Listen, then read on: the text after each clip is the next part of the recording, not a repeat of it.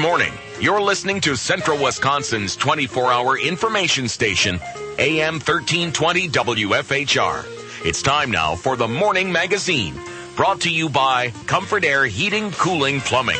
And welcome, everybody, to Morning Magazine for this November 18th, 2020. Your host, James J. Malouf here, and we are joined by Wisconsin Rapids Mayor Shane Blaser today. Good morning, Shane. Good morning, James. Thanks for joining us. We also have our friends from Wisconsin Rapids Community Media and Joe in for today. Good to see you, Joe. Thanks a lot for being with us today, and a big thank you to them and all the good work they do.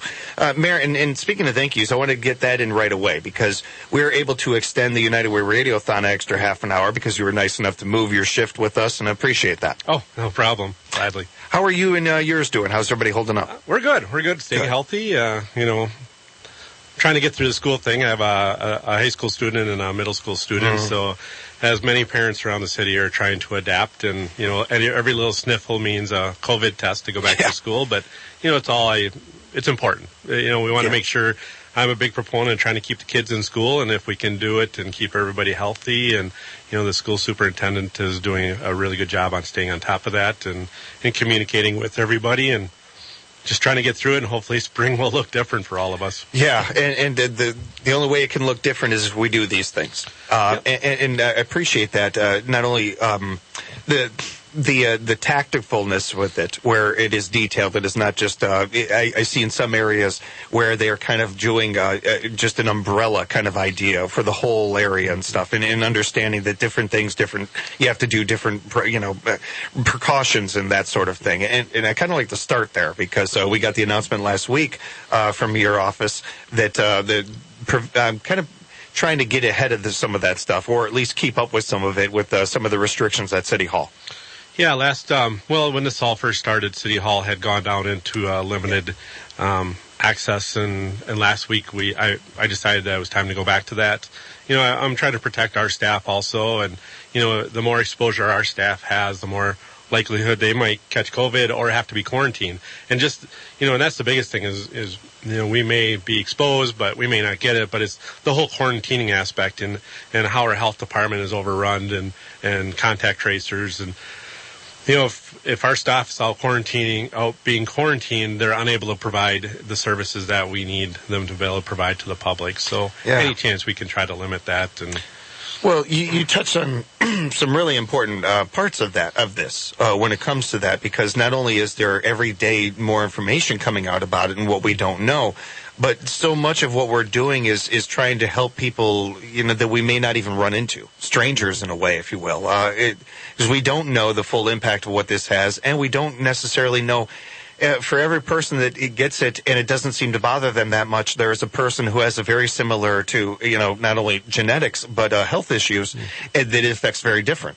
So, we're still learning some of these things. And the only way we're going to be able to get through the other side of this is by taking these precautions that we know work. There are certain things that we know are working: masks, keeping distance, limiting the amount of people in buildings and interactions with people. That is how we're going to get to the end of this. Yep, and, trying to balance that with, making sure small businesses are still operating, but we're still, and making sure that we can still support them, but also trying to maintain their health. I really, really desperately want to keep my kids in school and try to keep them from virtually learning, because they're going to excel more in the school environment than online, and just trying to find that right balance. And hopefully a vaccine's in sight, but, I was watching the morning news this morning, and it's just incredible in some of the communities how long the lines are to get tested, waiting 2, 3, 4 hours. And, obviously we're not the big city, and we're not even southern Wisconsin, we're Wisconsin Rapids, but,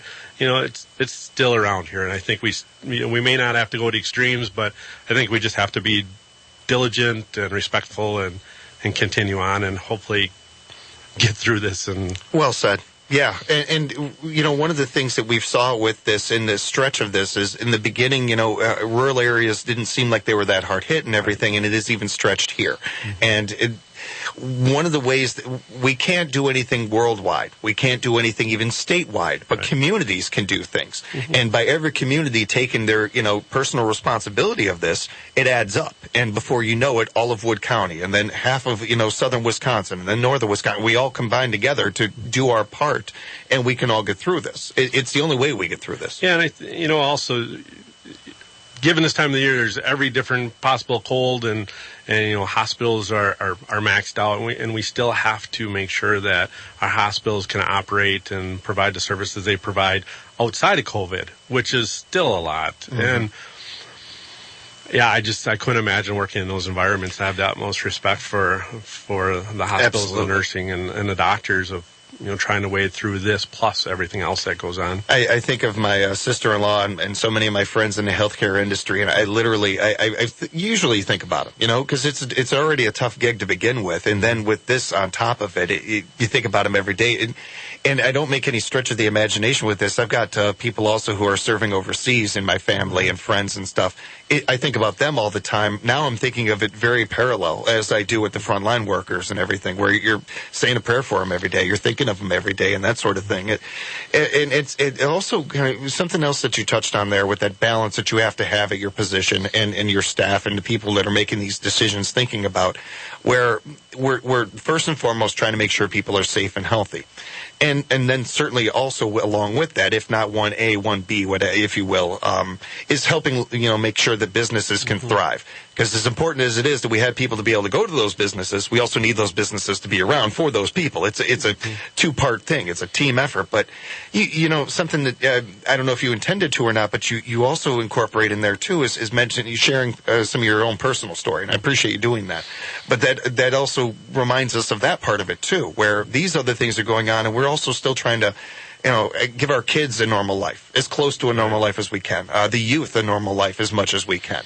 Our seniors and our veterans out there and people who deserve to be able to sit back right now. They've earned retirement. They've earned a break, and they're not able to. Trying to balance all of that. Yeah, all of us, we can sit back and remember our senior year, and my daughter's a senior this year, and the class from last year, and their senior years are not going to be anywhere near our senior years, which are probably comparable, but they are experiencing something that none of us had to experience, and I feel it's really unfortunate. They're not able to participate in going to sporting events and having the proms and the homecomings and doing all those activities that we kind of took for granted. And basically, we made the choice. Sometimes we chose not to participate, and sometimes we did, but they don't get that choice, and it's really unfortunate because it is, their senior years. Your high school years are unlike any other years. Once you start college or tech school or join the working force, it's different, and it will forever be different.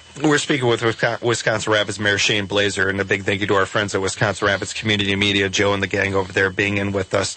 As we kind of touched on, finding that balance and still things needing to be done, life needing to move on, and that includes work needing to go on and be done, and there is work to do. And you guys just had a budget meeting just recently. Correct. Last night we had our annual adoption of the budget, and then some other things that were approved through that course of that meeting. I guess importantly, the budget was approved. There is a modest tax increase. It's still an increase, which I'm not a big fan of, but for every $100,000 home, up to it's 26 cents per thousand on a valued home.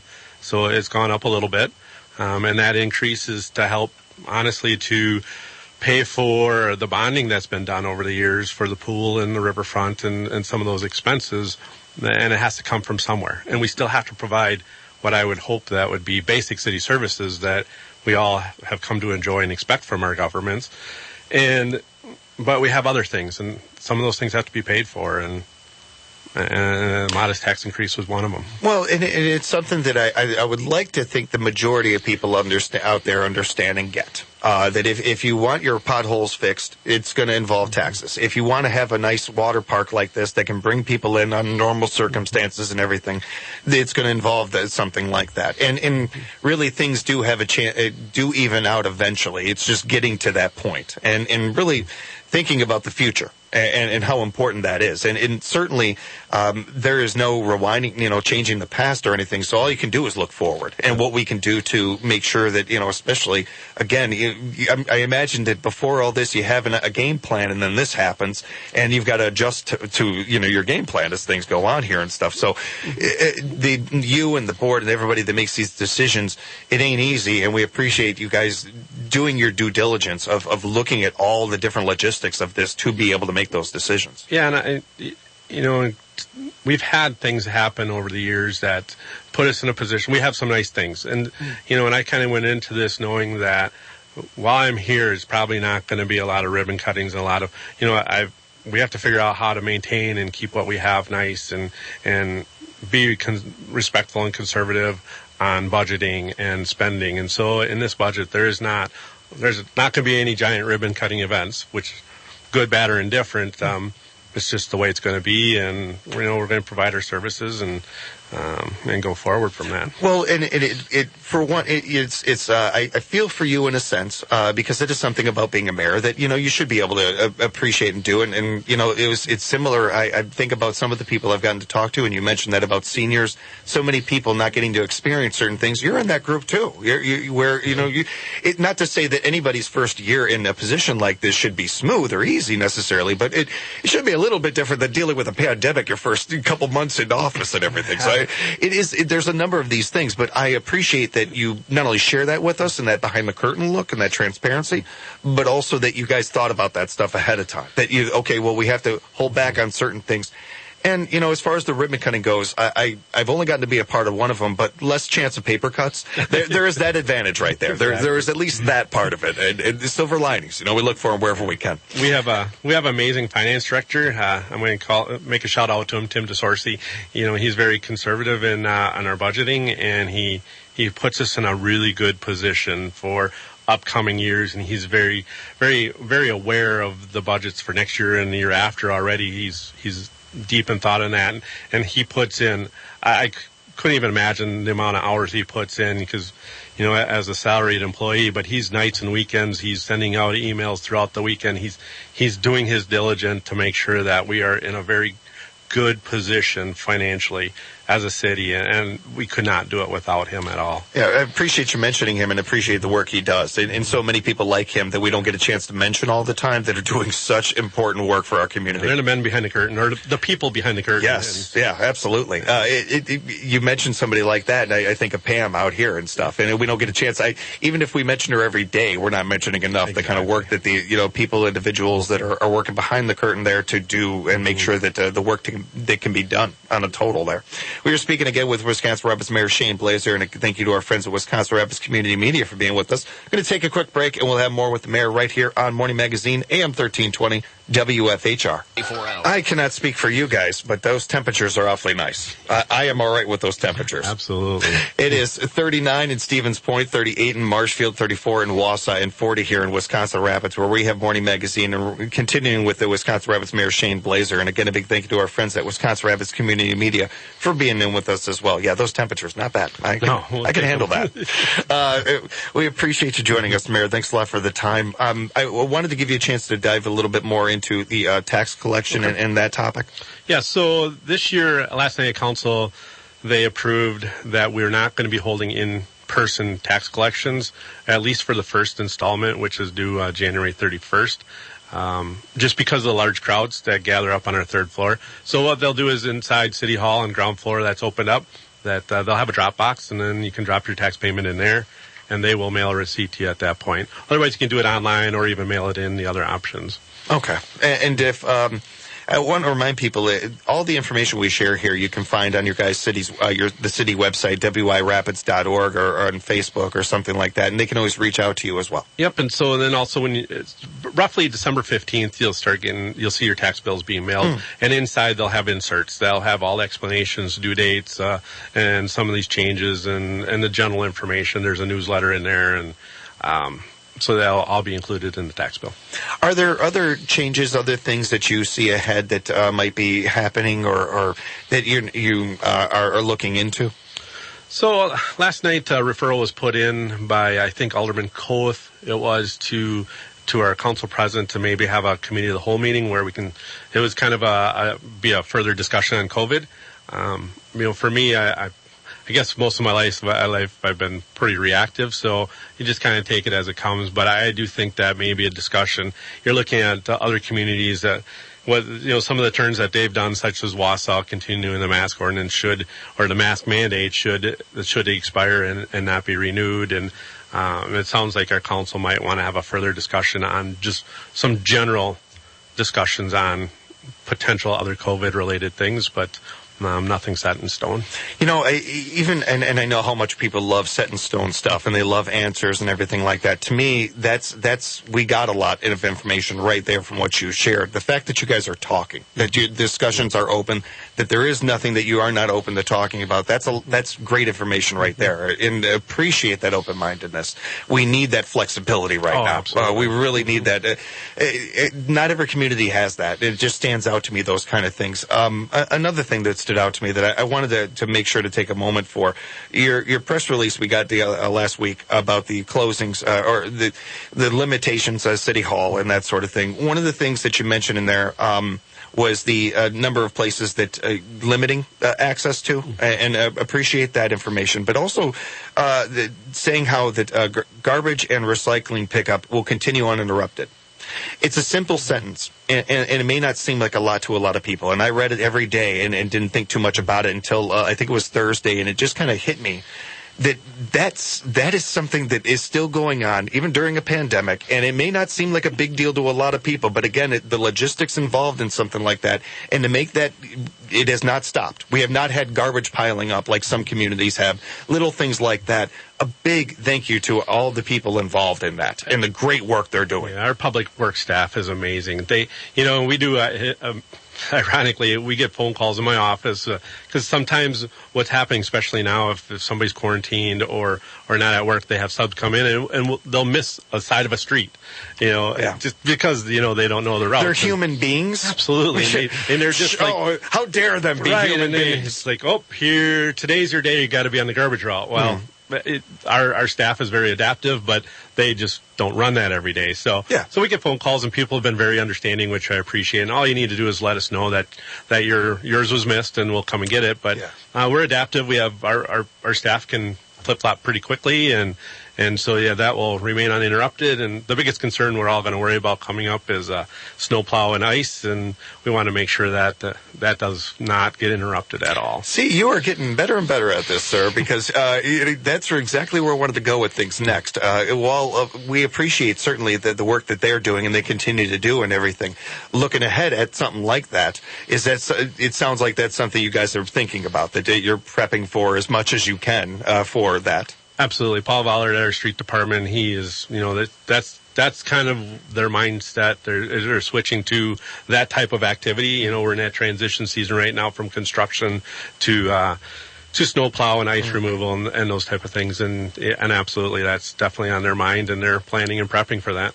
As far as construction goes, with the weird seasons that we have here in Wisconsin, and really in the Midwest, but were you guys able to get more done than you planned, or less, or how did that work out this year with everything going on? So we our construction crew is amazing, and they have a lot of experience, a lot of private sector experience that we were able to hire.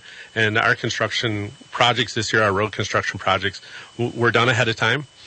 So we were able to squeeze in a few other projects, small projects, to be able to help fill that time. But cool. They got done ahead of time, had a budget, and that's always a good thing. Yeah, that's great to hear. Every bit of good news we can get, that's fantastic. That's really good to hear.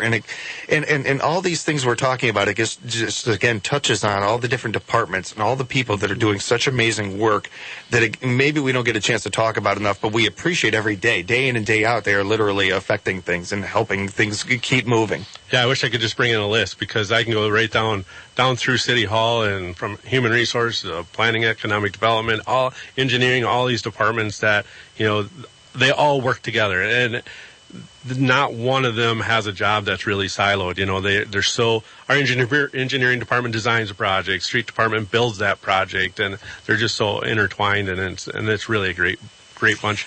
And they work hard for the community. Yeah, they do. We appreciate that so much, and it's one of those situations. I would forget names for sure. I would forget things. I would need the list myself. I would need a lot of that, but we do appreciate them, and so thankful for them. Mayor, we got just about 2 or 3 minutes left. Is there anything you wanted to touch on that we didn't get a chance to?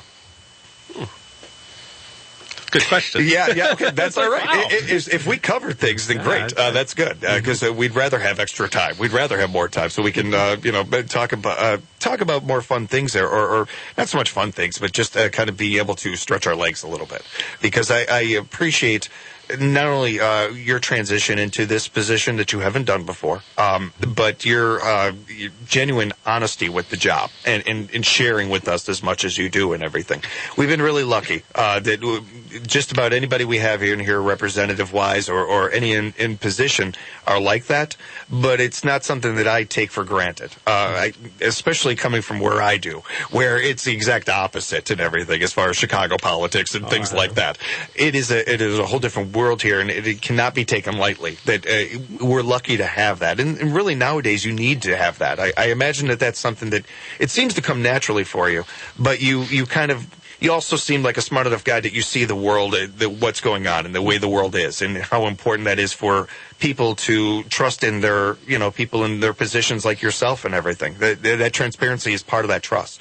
Yeah, I'm a jeans and baseball cap kind of guy, and I just try to be honest, and I'm not a big guy out there going to wow you with a big speech or anything like that, and I don't do a lot of that, but I'm a roll up your sleeves and kind of put the work in, and I'm not afraid to do that. And I enjoy when people call my office. I try to return all my phone calls that same day myself, and I think that's an important part of my job. Well, and I honestly, I think part of the reason you're in that position right now is because you're a flannel and jeans guy. You are you. I think that's not only something that brought people in to, listen and believe in what you were talking about when you're running and everything, but part of the reason why I needed somebody with. It's funny how things work out. I think you are the right guy for this job this year with everything going on. At this time, we're always where we're meant to be, and sometimes it doesn't feel like it, and other times it's like, oh yeah, this works. This is right exactly how we need things to be. Yeah, and who knows what next year will bring, but yeah, it just seems to be working and it fits right now.